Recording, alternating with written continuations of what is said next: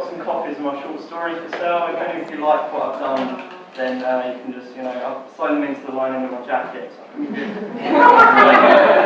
the second thing, this is actually, rather than being a short story, it's an extract from my upcoming novel. So I need to explain a little bit about it. It's a story about brotherhood and death. So this is a scene at, there's three brothers, Frank, Benny and Reese, and they're actually at their mother's wake during this scene. That should be enough. Let you go. Benny was stood at the buffet table. Despite his invested interest in the event, he had taken to the task of putting on a good spread with professional aplomb. And the delicate aperitifs had all been prepared by his hand.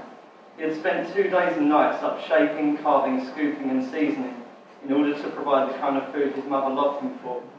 Despite her constant claim she was on a diet, prior to the cancer of course, Mrs. Stamp had always been a fan of picky bits.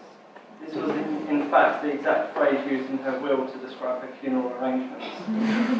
Benny was also drunk, nowhere near as far gone as either of his brothers, but his constitution was legendary. He could drink an entire bottle of vodka before leaving the house for a night out. He did, however, a tendency to either get a bit feely or a bit violent when the occasion and the drink took him. "This grub is a bit wanky," said the gentleman to Benny's left, throwing a stuffed plum tomato back onto the silver tray. "Where's the fucking vol-au-vent?"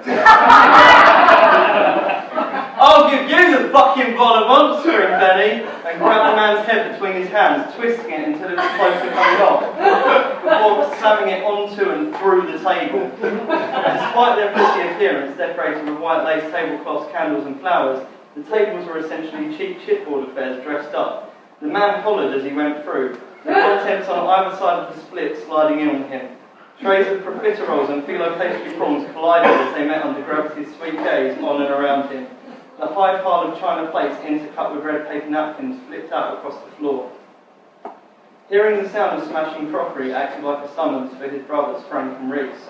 They knew straight away that there was only one person invited to the wake who had the capacity for such chaos, if it were neither of them. Benny. They ran to the scene of the crime, suddenly sobered by the materialisation of a family emergency. By this point, the fallen man, Tony, had made it to his feet and was swinging a drumstick in their brother's face. His cheek was already beginning to bruise from the impact of the falling trays. His shirt was soaked with fruit punch and chocolate fondant, and the crotch of his trousers was splattered with a test batch of Benny's homemade sauce. "Oi!" shouted Reese. "Stop aiming that chicken leg at my brother!" "You!" shouted Tony just as loudly. "You're the one who's been hitting on my bird!" "Your bird?" Reese automatically shot a look over at the table of women. One of them waved a monogrammed handkerchief at him in an act of confession. "She told me she was getting divorced." "Yeah, and I'm her boyfriend." "You're not a boy though," said Reese. "You're a cunt." Before Tony could make any kind of move, he let out a scream as Frank smashed a ramekin of Thousand Island sauce into the bridge of his nose. Frank watched as Tony fell to the floor, confused as to how his simple action could have had this equal and opposite reaction. "What did you do that for?" asked Benny. "What?" dribbled Frank. "I thought we were having a fight." "Leg it," said Reese as they heard the approach of sirens. The three brothers headed for the door but were caught by a sudden influx of policemen.